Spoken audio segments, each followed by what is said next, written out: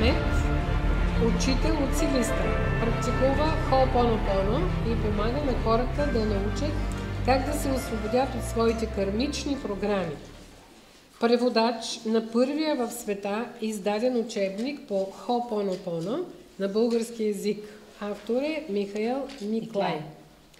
Германия. И така, заповядай, Мери. Здравейте на всички. Не мога да започна каквото и да кажа свързано с Хоопонопоно, без да спомена името на Кахуна Морна на Ламалко Симеона, за която по-късно ще ви разкажа по-подробно. Първото нещо, което трябва да изясним, вероятно е какво е това Хоопонопоно. Това е хавайска древна лечебна практика за постигане на вътрешен мир, на баланс в нас, която премахва блокажите, които ни причиняват стрес,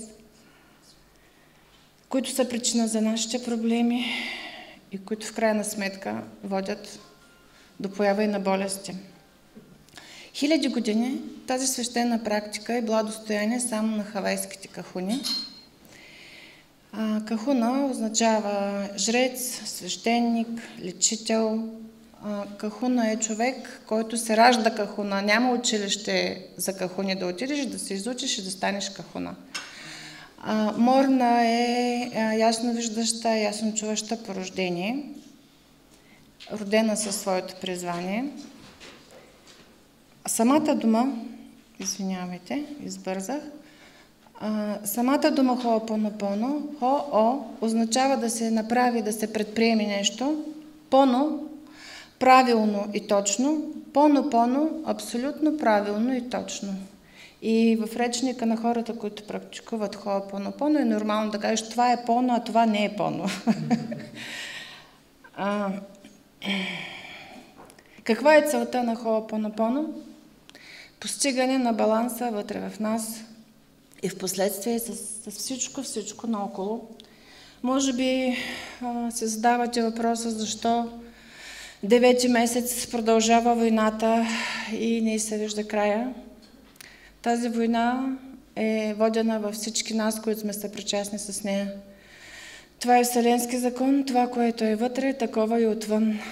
Ние водим война с нашите съседи, с нашите родители, с нашите деца, с нашите убеждения, с нещата, които смятаме, че ни се полага да имаме.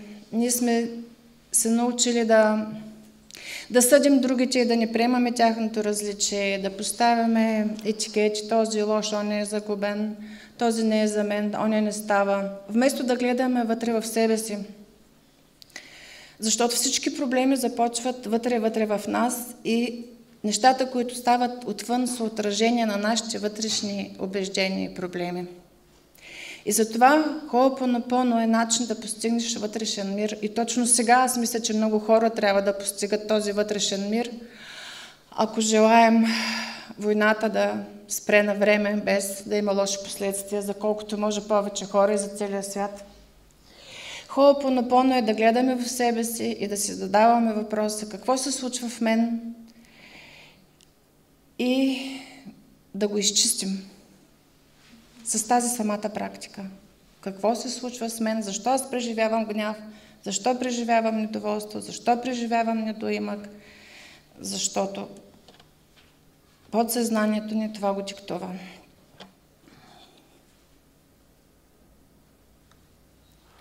Същността на Хоопонопоно е духовно, умствено и физическо прочистване чрез процес на покаяние, взаимна прошка и трансформация.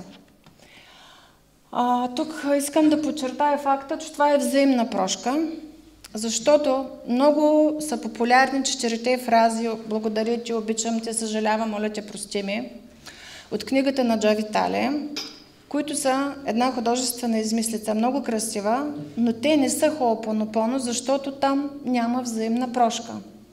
Взаимната прошка е когато аз кажа, аз, Мерал, искам от теб, Петър, прошка, и Петър каже, аз, Петър, давам на теб, Мерал, прошка. Това е оригиналното, истинското Хоопонопоно.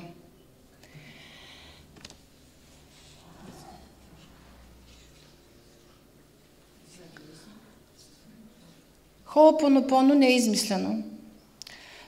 Хората, които имат ясновидска способност, виждат в аурите на хората, които имат проблем помежду си, сиви лепкави нишки, които са наречени акакорди, а местата, на които са захванати тези сиви лепкави нишки, се виждат като огромни черни грозни дупки в нашата аура. Акакордите по принцип са дисхармонични енергийни канали в астралното пространство и това са нашите нежелани обвързвания с други хора, с други предмети, с други ситуации, животни и растения. Човек оставя своя енергиен отпечатък по всяка същност, до която се е докосвал. Сега ще ви покажа как изглеждат, как ясновидците виждат човешката аура, така много схематично представена. И това ще видите пораженията, които могат да бъдат нанесени върху човешката аура и начини, по които може да се справите сами с някои поражения.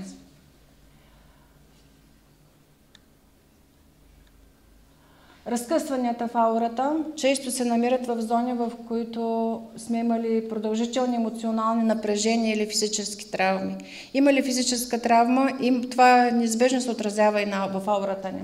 Създава се значителна енергийна загуба, която позволява негативни прикачвания, които предпоставят или създават енергийна загуба от нашата аура. Възможно е да изпитваме физически болки, които не са наши, или емоционални болки. Има начин за самопомощ. На първо време, докато не намерите човек специалист, който може да ви помогне. Това е вана с соли, може да поставите лечебни камъни във водата. Това значително може да облегчи състоянието ви. Енергийни отпадъци често се усещат като статични или упорити останки в аурата или покрай тялото. Може да имате усещане, като че ли енергията е разпокъсана и безпочвена, блокирана ли е в застой и може да използвате ръцете си, за да извършите тази енергия, като накрая плясвате с ръка, за да изтръскате това, което сте събрали с ръце. Дупки в аурата, те са малко по-сериозни състояния. Подобни са на разкъсването, но енергийната загуба при тях е доста по-голяма и ставаме по-уязвими към негативни влияния. Усещат се като леещ се вихър от енергия. Самопомощ е да усетите къде е пробива, къде е дупката и да си представите запълването й с чист източник на любов и светлина, да я видите закърпена и защита, след това загладена с божествена бяла любов. Застояла енергия, тя е блокирана, става тежка и плътна, забавя или блокира енергийния поток. Усеща се като гъст, плътен и силен застой на енергия. Самопомощ, представете си блокираната енергия как се изсмуква и се превръща в божествена светлина, или си представете как тази зона е залива океан с вода и я разпръсква, докато изчезне напълно. Завършете процеса, като я запечатате с любов. Енергийна утайка усеща се като дебело и лепкаво черно масло или утайка. Енергията е тежка, плътна, изключително мудна. За да си помогнете, разкладете свещена дрънкалка. Може да стоите да слушате звън на камбани, църковни камбани. Може да слушате звън на пеещи купи, за да се разчупи проблематичната енергия. Може да изметете с ръце енергията навън, може да си направите медитация за пълно почистване на чакрите. И тук са акакордите, за които говорих преди малко. Това са нашите енергийни връзки между нас и други хора, места, на които сме били, предмети, които сме докосвали, дрехите, които сме обличали, които сме изхвърлили или сме подарили на някой друг. Те продължават да носят нашата енергия. Те изпразват нашия енергиен потенциал и на аурата, и на чакрите, и на енергийните меридиани. Трябва да се приложи практика за прекъсване на акакордите. Такава практика е именно Хоопонопоно. Аз друга такава практика не съм чувала, не знам друг начин да бъде разрешен този проблем.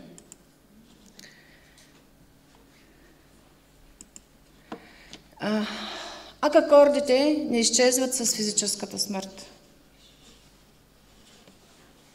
Да. Сори.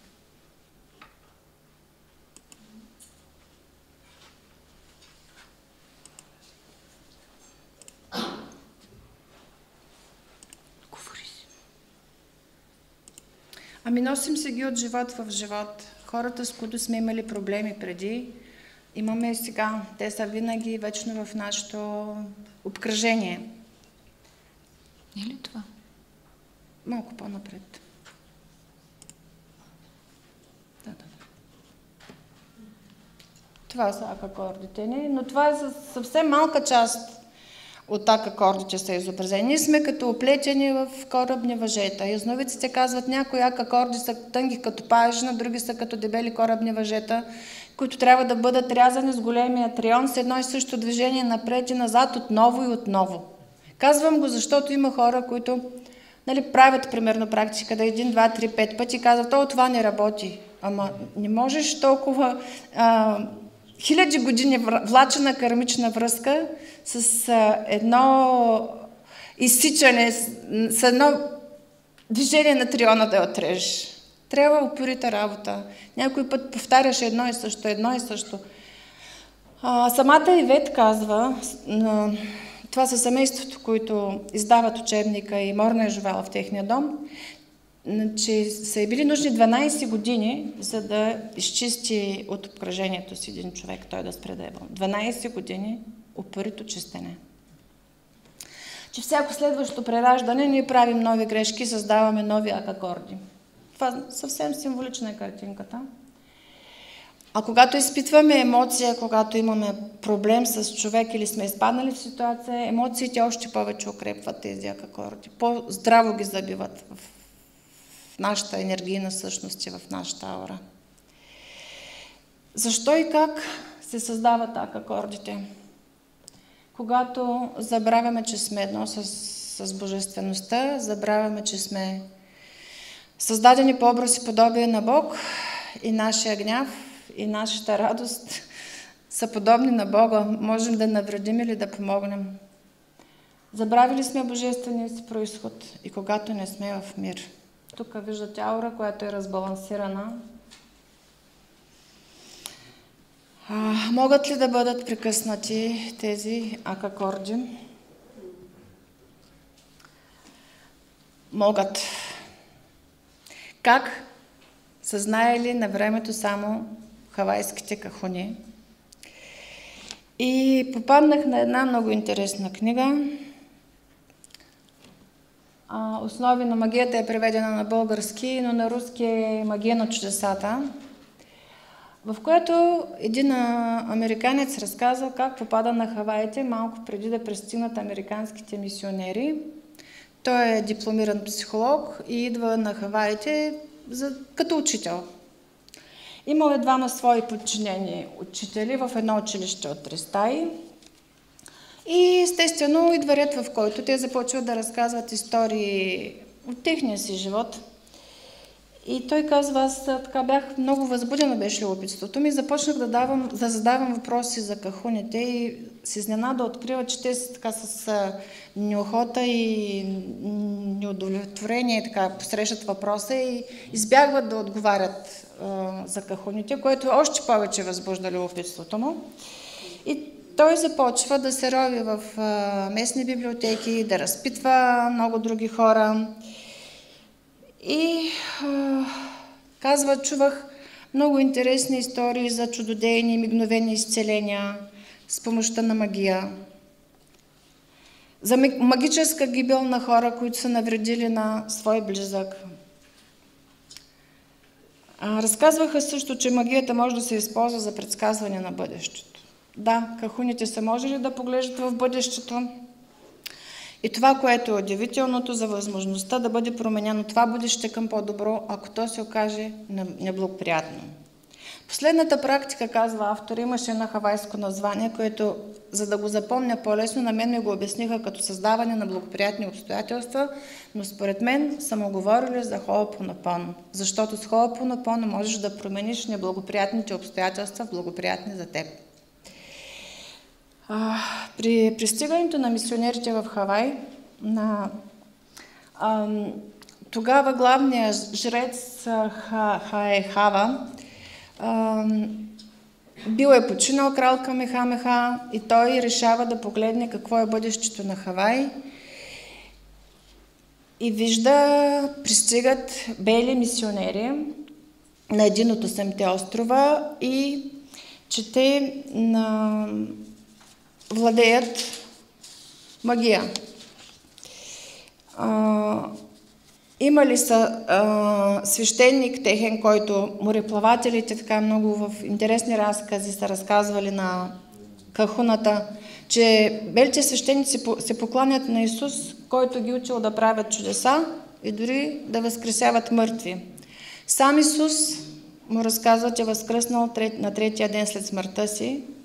Несъмнено тези разкази са били много украсени с много ярки подробности, за да направят по-силно впечатление на хаваеца. И той решава, че щом белите магиосници, свещеници имат първокласни пътища, имат оръжия, имат кораби, с които могат да дойдат на островите и машини, с които да строят, явно владеят някаква по-висша форма на магията. И тогава разпорежда да бъдат съборени всички техни дървени идоли, с които са работили кахуните, за да разчисти пространството за хората, които носят по-висшата магия. И допуснал голяма грешка. Мисионерите пристигат на острова, започват дейността си, той тръгва с една група мисионери към Хонолулу и се оказва обаче в много сложна ситуация. Човека, който е отрекал и съборил техните култови места, защото скоро се е изяснило, че белите кахуни не владеят никаква магия. Те са били безпомощни, като самите дървени идоли, които вече били съборени. Слепите, болните и сакатите, разчитайки на помощ, пристигали при белите свещеници и не можели да получат помощ. Местните кахуни можели да помогнат много по-добре, даже без дървените си идоли, които вече ги няма. След известно време става ясно, че белите свещеници имали нужда от храм, който трябва да бъде огромен и просторен, направен от дялон камък и главния кахуна подема тази инициатива да построят храм, църква, което продължило доста време. После казват, че храма трябва да бъде осветен, освещават храма, но въпреки това се оказало, че белите свещеници не могат да лекуват, даже да са в осветен техен храм. И тогава Хаехава решава, че няма да се занимава с нищо друго, освен с това, което знае, да лекува като един кахуна. След като мисионерите получават сериозна политическа власт, кахуните са обявени извън закона, но нито един служител на градската власт или полицейски служител няма смелостта да арестува кахуна, защото са знаели, че кахуните владеят таинствени знания и може да си навредиш много сериозно, ако разкнижиш кахуна. Обърках ли стрелката? Ето ги мисионерите. Да поглеждат в бъдещето. Искам да ви кажа, че Морна също е можела да гледа в бъдещето, както и в миналото. И какво още може ли кахуните?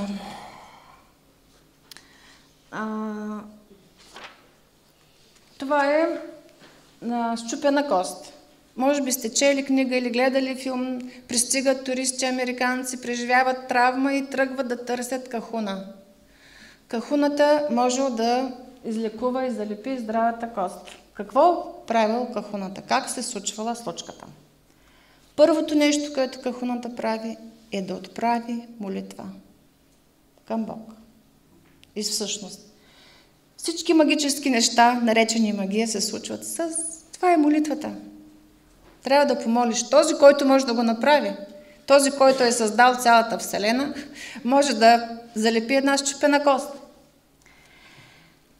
Висшият аз използвал своето високо напрежение, цитирам текста от книгата, което може да разедини атома, да разтвори плътната материя на повредената кост в рядка, невидима, етерна субстанция.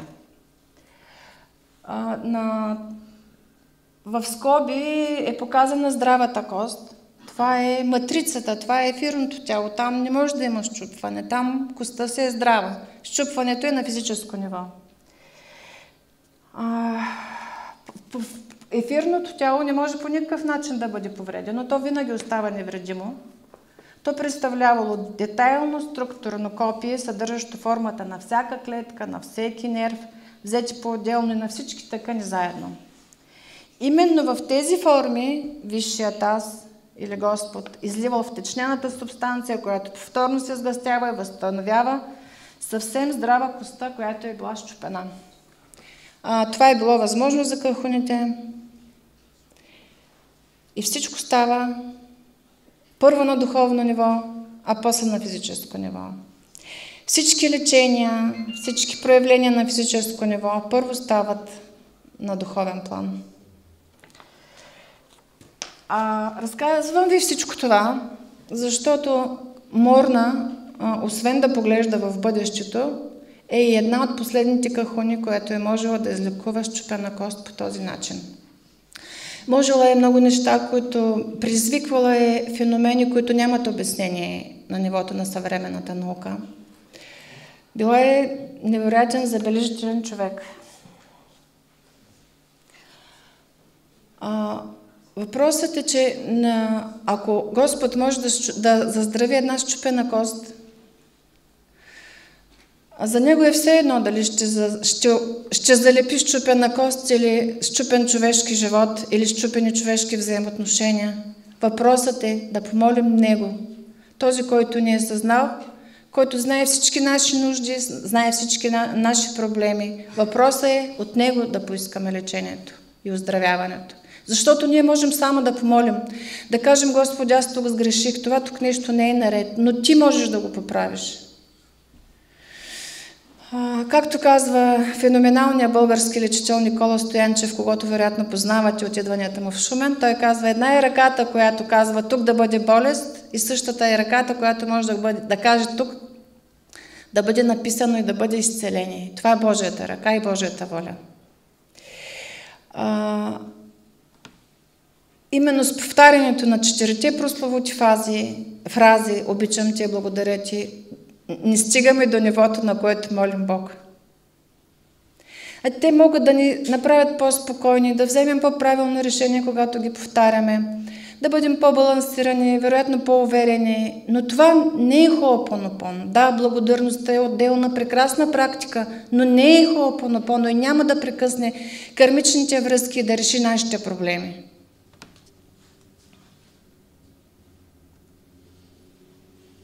Именно молитвата, която човек отправя, това е така наречената магия. Магията я прави Господ. А кахуните са знаели коя молитва да използват, да залепят счупена кост, коя молитва да използват, за да излекуват човешка душа или да решат друг проблем. Това вече ви го казах, че Морна е една от последните кахуни, които могат да лекуват по този начин. Коя е Морна на Ламако Симеона? Тя е създател на самопознание нас чрез Хоопонопоно и още при живе през 1983 година е обявена за живо съкровище на Хавай за нейния особен принос към духовното развитие на човечеството. ООН и университета в Кембридж също публикуват нейна биография, знак на признателност към нейния принос за човешкото общество. 3 пъти е канена да изнася лекции в ООН, се е слушали, в много медицински заведения, в много социални учреждения е канена, провеждала е много семинари. Какво точно прави тя? Тя обновява традиционния процес, който се е случвал който са правили кахуните, и го превръща в един такъв, който може да го използва всеки средностатистически човек, който не е кахуна и не е лечител. Всеки може да се го използва и всеки може да бъде кахуна за себе си, за своя живот и за близките си също.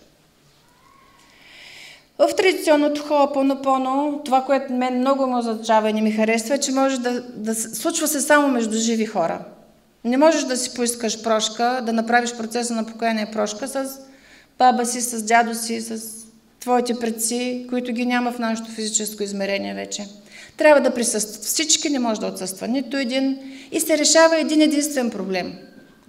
Всички се изреждат и си казват от какво са обедини, какво се е случило и никой не може да напусне помещенията, а кахуната изрича молитвите. В усъвременения вариант не е нужен никакъв кахуна, никакъв посредник. Не е нужно да вярваш в този процес, за да го направиш. Не се изисква вяра. По време на този процес се изтриват негативните спомени в подсъзнанието и едно от най-прекрасните неща в хоопонопоно според мен е, че се изтрива причината за проблема, която ние не знаем. Аз не знам защо в момента съм безработна, не ми стигат парите или имам заем, който не мога да платя с банка. Е достатъчно, когато правя моя процес хоопонопоно, да кажа причината, поради която еди какво си. Господ я знае, аз не я знам. Не мога и да я знам. Не мога да знам какво съм правила в минали животи. Може моето подсъзнание да не ми разрешава да получавам много пари, защото в минал живот съм убивана за пари. Но това е... Но Господ знае откъде да бръкне, как да разреши проблема, какво да изчисти в нас. И работи с миналото. С наши починали близки. За разлика от традиционното хоопонопоно, участниците не присъстват физически, но въпреки това са включени в процеса. Това, което лекуваме в себе си, лекуваме и във всички наши предци. Кой може да използва хоопонопоно? Няма значение на каква възраст си, каква религия изповядваш, от каква култура имаш. Може да се използва във всяка една ситуация за решаване на всеки един проблем. И не се ограничава само до хората. Може да се приложи към всичко, към всички същества и предмети от органичен и неорганичен произход. Морна на 2-годишна възраст е започнала да проявява своите лечителски способности. Излекувала изчупения крак на баща си. По-късно, когато порасва, разбира, че останалите хора не виждат света като нея, че тя е по-различна, но много дълго време е крила своята идентичност като кахуна, занимавала се предимно с лечение на психично болни деца, но идва време, в което трябва да застане пред прожекторите и през 1980 година тя за първи път пред многобройна публика разказва за своя метод хоопонопоно и създава една фундация, наречена Аз. Наморна майка е лечителка, която е лекувала с думи, а Морна е била кахуна лапао, тя е лекувала с билки. И разказва, че понякога е имало случаи, в които повече от месец усеща болката на човека, с когото е работила. Тя е била в непрекъсната връзка с Създателя. Получавала инструкции от него, както и получила молитвите и целият процес от Създателя. Тя не е обучавана от кахуна.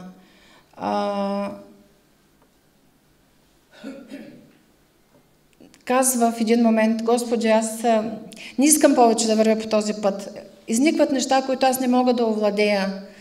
И не искам да се занимавам повече с такова лечение. И получава отговор: ако ти не искаш да вървиш повече по този път, аз ще ти дам моя път, но ще основеш организация и ще я наречеш на мое име. И тъй като тя нарича Създателя Аз, фундацията, която основава, също я нарича Аз и малко по-късно добавя Свобода за космоса. Създава още една организация, Пасифика семинари. Първите Пасифика семинари са създадени на Хаваите. Вторите също с малко повече съдружници като инкорпорация, която след смъртта на Морна Хюлен разпуска. И третите Пасифика Семинарс тя основава в Германия. Тази организация,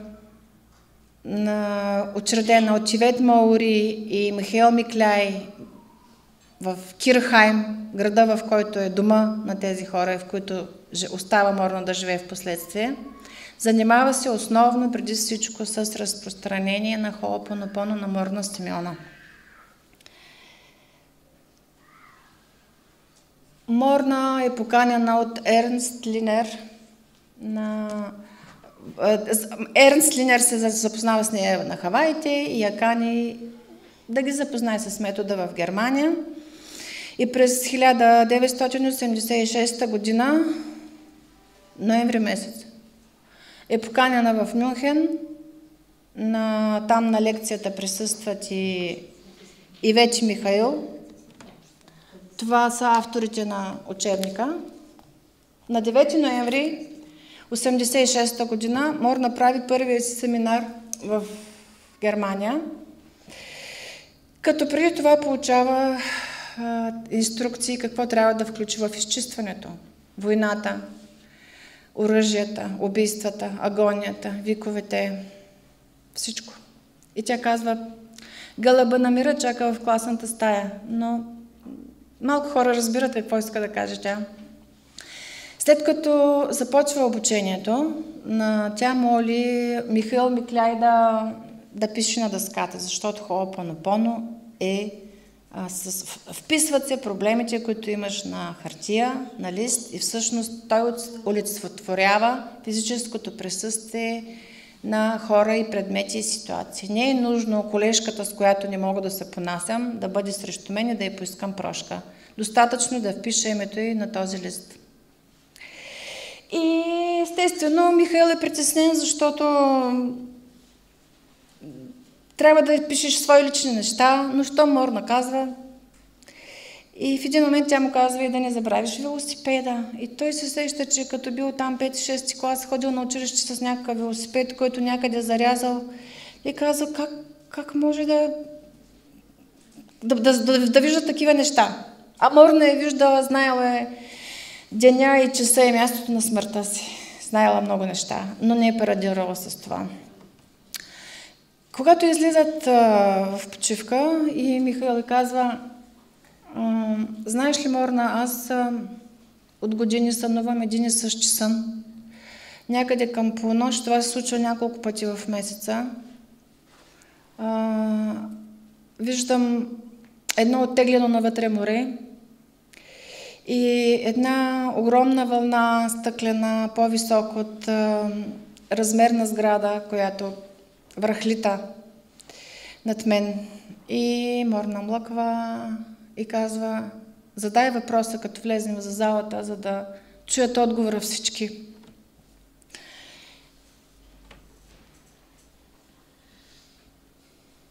Ето е вълната, съвсем символична. И той разказва пред всички. И нейният отговор е, случи се по времето на Червено море, по времето на Мойсей. Ти, Михаил, беше с нас, както и някои хора от този клас. Ти успя да минеш заедно с нас. Някои не успяха. И това го напиши. От колко време сме заедно? Морна и Михаил са били последователи на Мойсей. Колко ли животи имаме заедно с вас, за да бъда тук сега с вас? И малко съм объркала слайдовете. След като свършва семинара, Морна казва на 9 ноември 1986 година, Морна казва, Германия днес бе освободена. И те казват, от какво е освободена? Това е първият семинар на Морна. 3 години след това. Мирно и тихо, без да бъде пролята капка кръв, без да пукне един изстрел, пада Берлинската стена. На същия ден, в който е проведен семинара. Изчистването, което е направено по време на семинара преди 3 години, е прекъснало кармичните нишки, предизвикващото физическото разделение на държавата. След 28 години руско присъствие. Така се случват и резултатите с Хо'опонопоно. Пишеш. Даже някой път спираш да пишеш, защото имаш по-актуален проблем и изведнъж виждаш, че проблема е решен. Съвсем плавно и неусетно, без резки, смущаващи промени. През септември 1987 година Морна моли Михаил да преведе нейния труд на немски език. Естествено, това е чест за него, той го превежда. През 1991 година Морна напуска завинаги Хавай, топлия слънчев Хавай. И на 15 януари във върлата зима се премества да живее в дома на Ивет Маури и Михаил Микляй и живее там до края на живота си, умира в техния дом. Те са хората, които я връщат в Хавай и инициират церемонията по хавайското й погребение. Тя ги обучава, упълномощава да преподават нейния метод. Първо, второ и трето ниво. Трето ниво не е преподавано откакто е починала Морна до 2018 година. 2018 година Михаил и Ивет преподават трето ниво и в този вариант на учебника той съдържа и първо ниво за начинаещи, и второ ниво за напреднали, и третото майсторско ниво. Вече е издаден на български език учебника. Юни месец. На Ивет Маури това е единствената снимка, която аз съм виждала. И в учебника има една малка снимка. Тя не обича да я снимат явно. Морна и Михаил са там горе на снимката в дясно. Най-горната снимка е правена от Михаил на тяхната тераса, казва той, на дома ни в Кирхайм. Автентични снимки с Морна. За 4 години, след като за първи път ида в Германия и ги обучава и прави семинара в 1986 година, Ивет Маури и Михаил Микляй заедно с Морна провеждат цели 63 лекции и семинари. Морна не се ограничава да обучава само в Германия. Тя е била и в Холандия, в Белгия, в Швейцария, в Франция. Ивет е французойка. Изобщо в много европейски държави и в Русия включително. А ние изобщо сме нямали представа, че Морна е била на нашия континент. А в Полша са изслушали 700 души, са били на семинари. Автентичната версия на учението на Морна излезе за първи път през 2020 година. Бяха само първо и второ ниво. И този учебник е изцяло доброволен труд на 3 души.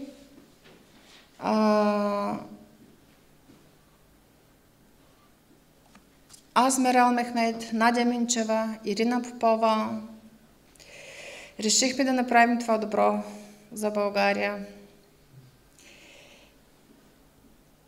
Това е малко да разведри обстановката. Котарака Котоми, който го бе открит с помощта на Хо'опонопоно.